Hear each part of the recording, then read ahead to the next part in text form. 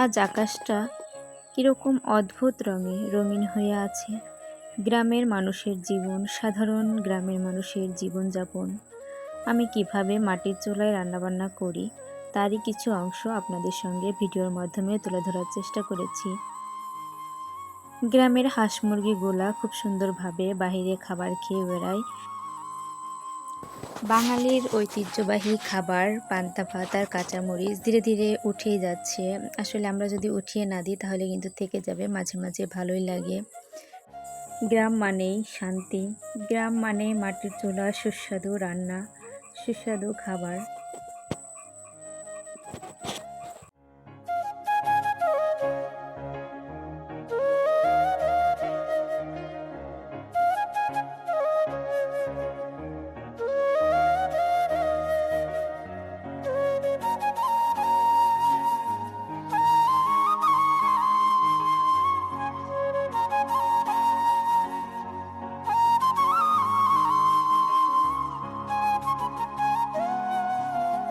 ফরিদপুর জেলার ভাঙ্গা থানার ছোট্ট একটি গ্রাম থেকে আমি নাজমিন। আপনারা দেখছেন নাজমিনারা ব্লগ।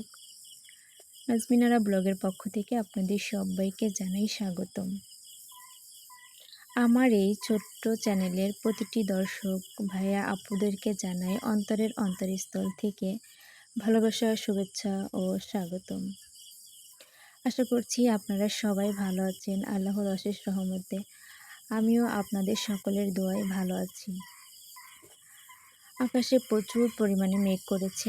আজ আমি বেশ দেরি করে ঘুম থেকে উঠেছি, তবুও ঘুম থেকে উঠে বাইরে একটু হাঁটাহাঁটি করে ঘরের মধ্যে বিছানাটা গুছিয়ে, যেহেতু একটু দেরি করে উঠেছি এ কারণে ভাবলাম একটু ভাতটা খেয়ে বাকি যত কাজ আছে সেগুলো শুরু করব। তো আমি আজ সকালে নাস্তা হিসেবে খেয়ে নিয়েছিলাম কাঁচামরিচ, পেঁয়াজ আর পানি দেওয়া ভাত। তো অনেকদিন পরে খেয়েছিলাম, বেশ মজা লেগেছিল। আসলে গ্রামের মানুষেরা কিন্তু এই পান্তা ভাতটা খেয়ে থাকে মাঝে মাঝেই।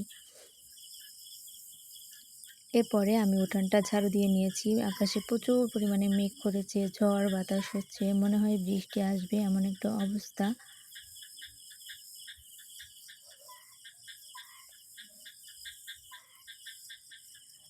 বর্ষার সময় যখন তখন মেঘ করে, যখন তখন বৃষ্টি হয়। আর গ্রামের মানুষ কখনো কখনো বিপদে পড়ে, আবার কখনো কখনো ভালো লাগে। আসলে আমরা যারা গ্রামে বসবাস করি তাদের কিন্তু বৃষ্টিটা খুবই প্রয়োজন হয়। যেমন এই বর্ষাকালেই তো পাটের সিজন থাকে, আর এই বর্ষার সময় বর্ষা যদি না হয় তাহলে পাট কিন্তু পচানো করা যায় না, পাট কেটে পচাতে দেওয়া যায় না। বর্ষার পানিতে হাঁসগুলো খুব সুন্দরভাবে ভেসে বেড়ায়। কিছুক্ষণ পুকুরে সাঁতার কেটে এরপরে ওরা উঠে পানিতে এই যে দাঁড়িয়ে আছে। গ্রামের মানুষের সাধারণ জীবনযাপন খুবই সুন্দর। গ্রামের মানুষ কিন্তু সহজ সরল হয়ে থাকে, তারা খুব সুন্দর জীবনযাপন করে। আমি মনে করি গ্রামের মানুষ খুবই লাকি, একের ভিতর ব্যাগ পায় মানে একের মধ্যে সবই পায় তারা। তবে মাঝে মাঝে যখন প্রচুর পরিমাণে ঝড় বৃষ্টি হয় তখন আমার অনেক ভয়ও লাগে, কারণ বিল্ডিং তো না। যদি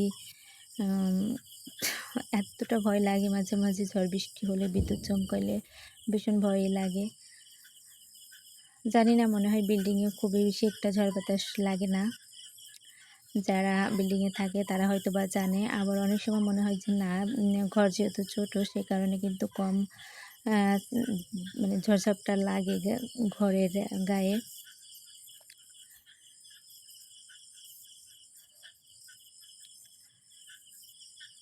টুকটাক বাসি কাজকর্ম শেষ করে সকালের নাস্তা খেয়ে এরপরে চলে এসেছি সরাসরি রান্নাঘরে।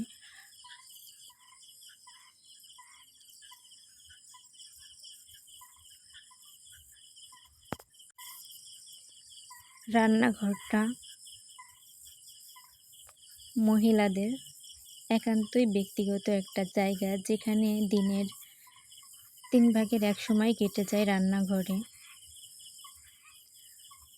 আর আমি যেহেতু গ্রামের গৃহবধূ সেই কারণে আমার কিন্তু বেশিরভাগ সময় রান্নাঘরে থাকতে হয় এবং মাটির চুলাতে রান্না করতে হয়। আমি গ্রামীণ পদ্ধতিতে মাটির চুলাতে রান্না করি।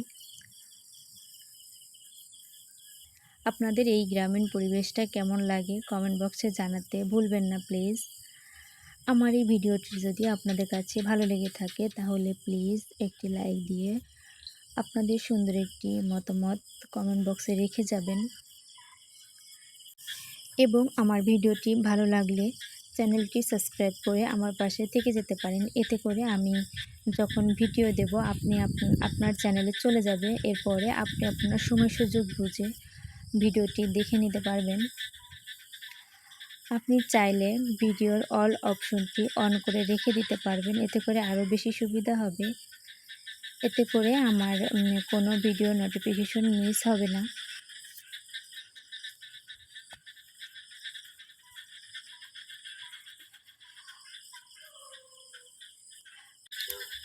একটা কথা কি বলেন তো, আপনারা অনেকে আছেন গ্যাসে রান্না করেন, ওভেনে রান্না করেন, ইলেকট্রিকভাবে রান্না করেন।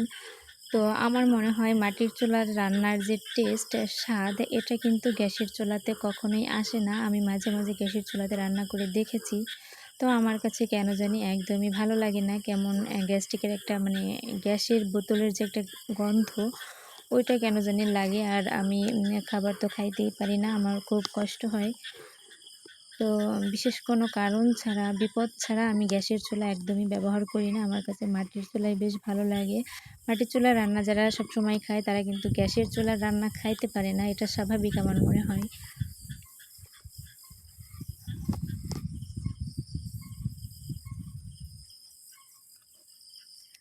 আমরা যেহেতু সারাদিনে মাত্র একবার রান্না করি, এ কারণে এই পাতিলটা একটু বড় আর বৃষ্টির পানি দিয়ে রান্না করি।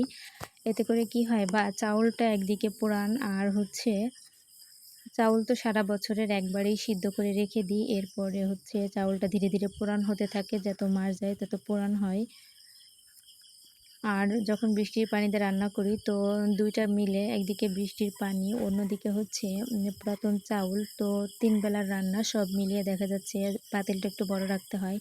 যতটুকু আমাদের প্রয়োজন ততটুকু আমরা গামলাতে বেড়ে নিয়ে যাই খাওয়ার জন্য। আর বাকি যেটা থাকে পাতিলের মধ্যে সুন্দর করে দলা ভেঙে দিয়ে, সুন্দর করে ঝাঁকি দিয়ে চুলার পরে আবার ছেঁকা দিয়ে নিই। এতে করে দেখা যাচ্ছে দুপুরে ভাতটা আমরা গরম খাই একদম, রাতেও গরম খাই, শুধু সকালবেলা ঠান্ডা খাই। অনেক দিন দেখা যাচ্ছে রুটিও খাই। দেখা যাচ্ছে শীতের 6 মাস আমরা রুটি খাই, আর বর্ষার সময় তখন আমরা রুটি আর খাই না। এর মাঝে মাঝে অন্যান্য খাবার থাকে, পিঠা, রুটি বা মুড়ি, বা যখন যে সিজন থাকে সেসব ফল ফলালি থাকে।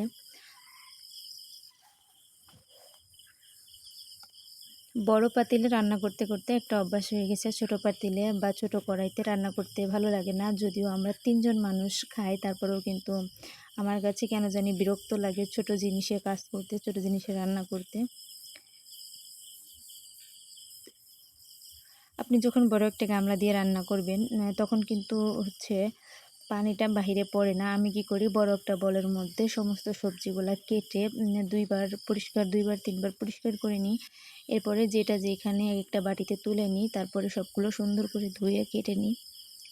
আমি ম্যাক্সিমাম সবজি কিন্তু কাটার আগে ধুয়ে নিই, এরপর আবার কাটার পরে আর খুব বেশি একটা ধুই না।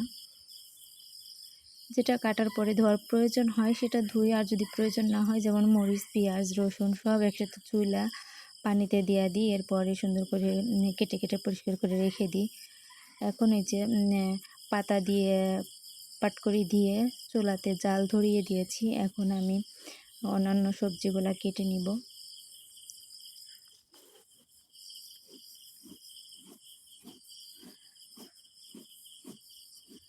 যেহেতু এটা গ্যাসের চুলা না, রান্না বসাই দিয়ে আমি অন্য জায়গায় যেতে পারবো না। অন্যদিকে আমি বটবটি দিয়া, আলু দিয়া, মাছ দিয়া ঝোল করব। আর চন্দনী বা উশি, আপনারা যে যেটা বলেন, আমি উশিও বলি, চন্দনীও বলি। উশি ভাজি করব, আর বটবটি, আলু, মাছ দিয়ে ঝোল করব। কেটে নিয়েছি, খুব পরিষ্কার পরিপাটি করে সব কিছু গুছিয়ে নিয়েছি। কেটে নিতে নিতে আমার ভাতে বলক উঠে গেছে, ঢাকনাটা নামিয়ে রেখেছি। 80% হয়ে গেছে। এরপরে আমি যে ভাতটা গড়া দিব, এরপরে যে ছ্যাঁকা দিব, এতে করে দেখা যাচ্ছে ভাতটা 100% হয়ে যাবে।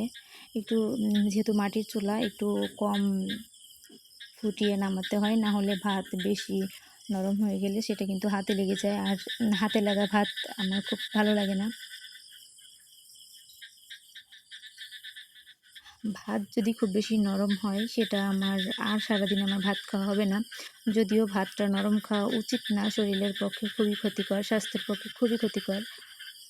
আপনারা চাইলে আপনারা চেষ্টা করবেন সবসময় নরম ভাত খাওয়ার জন্য। যদিও আমি খাই না, আমি যেহেতু খাই না আপনাদেরকে বলবো না, আপনাদের ভালো লাগলে আপনারা করতে পারেন। তবে ঝরঝরা ভাতের একটা টেস্ট আছে অন্যরকম।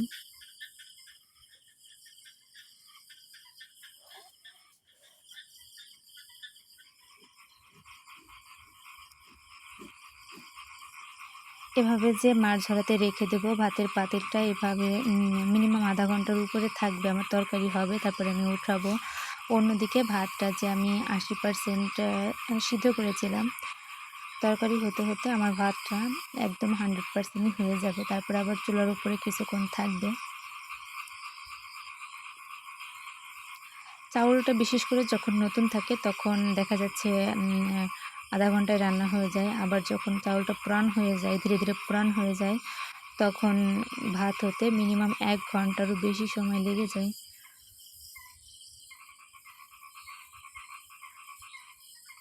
ভাতটা ওদিকে গড় দিয়ে চন্দনী ভাজিটা করে নিয়েছি। এরপরে আমি ঝোলটাও রান্না করে নিয়ে নিব এই সঙ্গে অফ ক্যামেরাতে। ফাইনাল লুকটা এই যে আমি আপনাদের সঙ্গে দেখিয়ে দিলাম।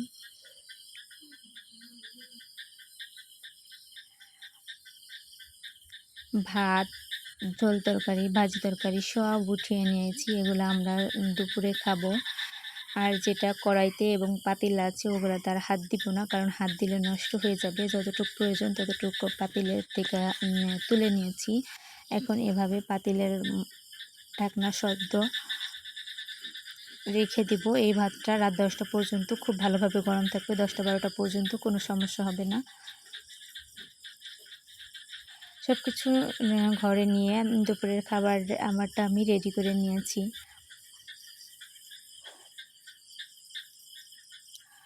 বিকালবেলা আকাশের এমন অবস্থা, দেখে ভালোও লাগতেছিল, আবার কেমন জানি বিভিন্ন রঙে রঙিন হয়েছিল আকাশটা। কত রং যে এখানে দেখা যাচ্ছিল আসলে বোঝানোর মতো না। বিভিন্ন রঙে রঙিন হয়েছিল এখানে। ক্যামেরাতে অত ভালো ফুটে ওঠেনি, তবে বেশ ভালো লাগতেছিল। ভিডিওর এ পর্যায়ে এসে সবাইকে বলবো আপনারা সবাই ভালো থাকবেন, সুস্থ থাকবেন এবং আমার পাশেই থাকবেন। বাঁশের আগায় এই পাখিটা খুব সুন্দরভাবে খেলা করতেছিল। সবাই ভালো থাকবেন। আল্লাহ হাফেজ।